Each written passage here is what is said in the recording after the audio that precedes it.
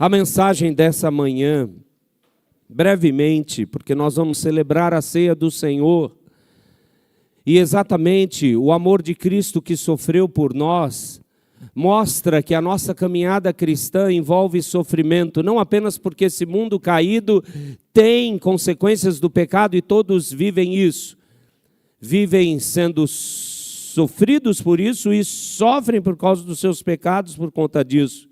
Mas o Senhor sofreu para nos santificar, nos separar. Por isso, o tema da mensagem breve dessa manhã, seguindo a nossa sequência do mês sobre santidade, é: seremos perseguidos por nossa santidade. Essas palavras saíram da boca do ensino do nosso Senhor e Salvador Jesus. Eu rogo que você abra a palavra comigo no Evangelho de Mateus, capítulo 24. O capítulo 24 e 25 são conhecidos como as mensagens escatológicas ou dos ensinos sobre o fim que Jesus passou, ou quando ele voltar. E ele coloca, o Senhor Jesus, em Mateus 24 e 25, ele dá um panorama de como seria entre a sua primeira vinda, essa que aqui no relato do Evangelho está falando, ele ia se entregar, a razão principal da primeira vinda do Senhor Jesus era salvar pecadores, louvado o nome do Senhor por isso, e o relato de consequências, de ações, da vivência dos crentes até a sua segunda vinda. Então nós estamos há muito tempo vivendo esse espaço entre a primeira e a segunda vinda. E, portanto, aquilo que ele chama de princípio das dores, de grande tribulação, a vinda do Filho do Homem, as parábolas escatológicas ou parábolas que contam como serão as coisas do fim, nós já temos vivenciado. É por isso que nós não esperamos mais coisas acontecerem para que Jesus volte. Há muitos sinais bíblicos do Antigo e Novo Testamento já cumpridos. E talvez aquele que mais nós temos vivenciado na nossa época, talvez o sinal mais triste é que o amor de muitos tem esfriado. A apostasia entre o povo chamado povo de Deus aumenta. Você imagine que discrepância, que contraste diante dessa realidade, lembrarmos que há irmãos que estão em outros países sofrendo por ficarem firmes na fé, enquanto que outros em lugares de liberdade estão apenas abandonando e ficando até irritados se alguém questiona por que você não é firme na fé. É um contraste, ou um contrassenso, se assim você quiser chamar. Mas as palavras de Jesus estão se cumprindo. Mais do que nunca. Provavelmente nós seremos a última geração. Últimos dos últimos dias. Mateus capítulo 24, eu quero que você separe o verso 9. No meio de toda a explicação do que iria ocorrer, o Senhor Jesus, na verdade, ele repete o que ele já havia falado só para os 12, só para os apóstolos e os seus discípulos mais achegados. Ele agora publica num sermão profético, claramente, verso 9, Mateus 24. Então sereis atribulados e vos matarão. Sereis odiados de todas as nações por causa do meu nome.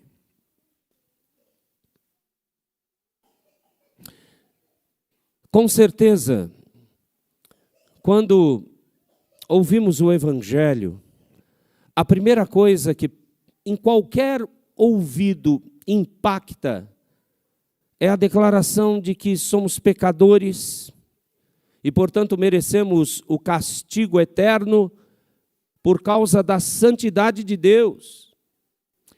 Mas a segunda coisa impactante no Evangelho é quando você ouve que esse mesmo santo Deus, que não precisa de nada, que não havia necessidade de criar nada, todas as coisas e muito menos nós, esse mesmo Deus projetou antes mesmo da fundação do mundo aquilo que chamamos de tão grande, maravilhosa e amorosa salvação para esses mesmos pecadores. O ápice da sua criação, como o Salmo 8 nos relembra, o ser humano. Ele preparou salvação e ele ordena que essa salvação não seja de nenhuma outra forma senão de maneira sofredora, de maneira vexatória e de uma maneira que todos que ouvem a essência do cristianismo não compreendem.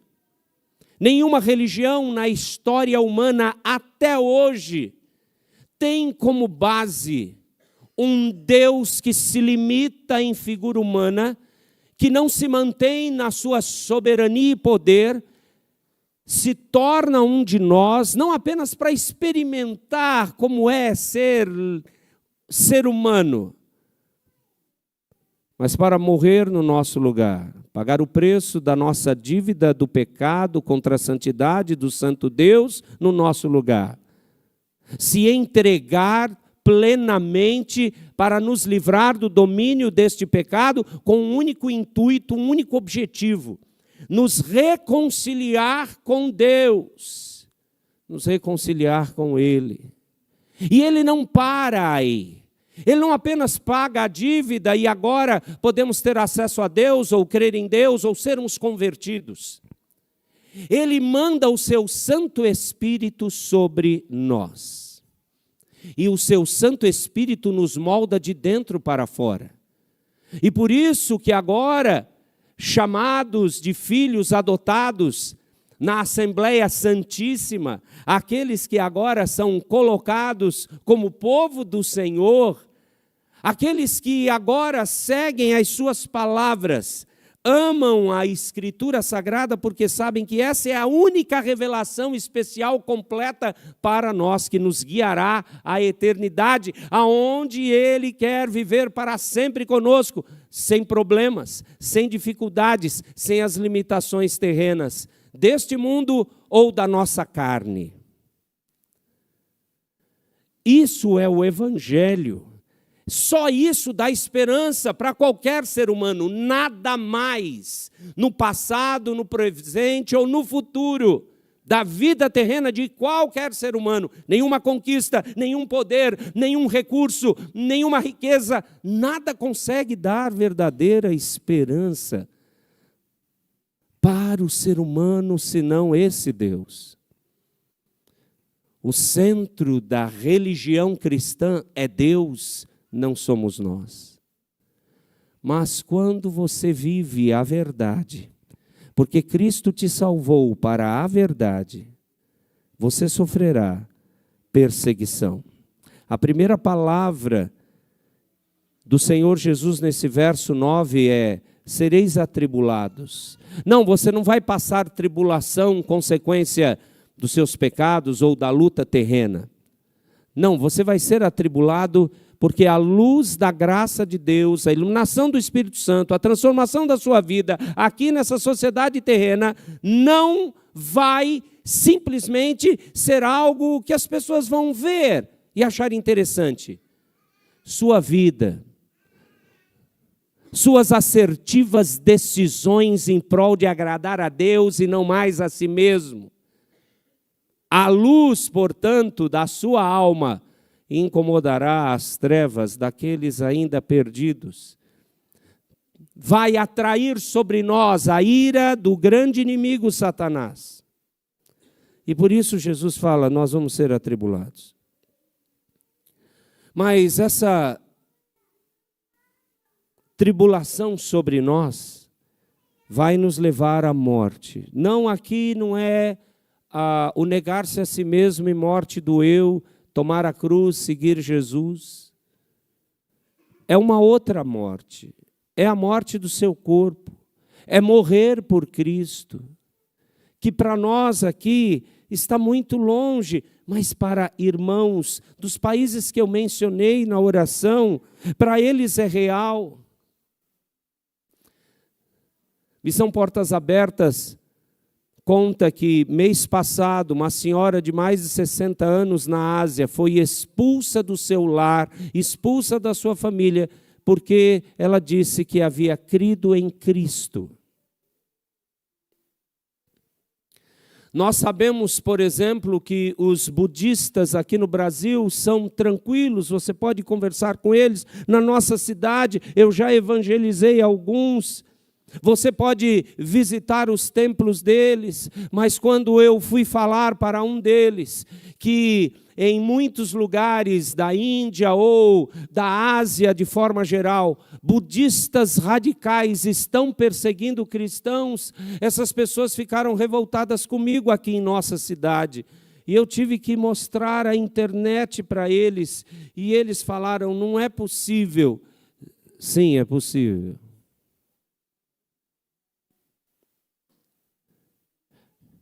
Ainda hoje, nós talvez pensemos que essas perseguições são aquelas que talvez você já passou, uma brincadeira, uma zombaria de algum familiar não crente, de algum colega ou uma colega de trabalho. Talvez até um crente zombou de você porque você quer ser realmente santo. Tem isso também, irmãos. Não é isso. Isso não é perseguição. Aliás, isso não é nada. Perseguição é o que o Senhor Jesus está falando no verso 9. Vos matarão. E aí ele explica com a frase final. Sereis odiados de todas as nações por causa do meu nome. Odiados. Odiados. Nós vamos celebrar a ceia do Senhor agora. E eu queria que você pensasse que o mesmo Cristo que está com esses irmãos perseguidos hoje, esses irmãos que estão perdendo seu lar, seu relacionamento familiar, seus empregos, a vida, eles receberam a bênção do corpo partido do Senhor Jesus, do sangue derramado. Nós vamos encontrar com eles na eternidade. Eles, por obedecerem ao Senhor, sofrem prisões, torturas, perdas e morte. Quando você tomar a ceia, por favor, hoje, especialmente hoje, ore para que a lembrança da graça salvadora e a lembrança de que um único sacrifício foi feito e nada mais precisa ser feito, e a certeza de que esse mesmo Cristo, nosso Redentor, voltará. Ore para que essa convicção que enche o seu coração de alegria seja hoje a convicção que encha, complete plenamente os amados que estão sendo odiados em todas as nações por causa do nome de Jesus.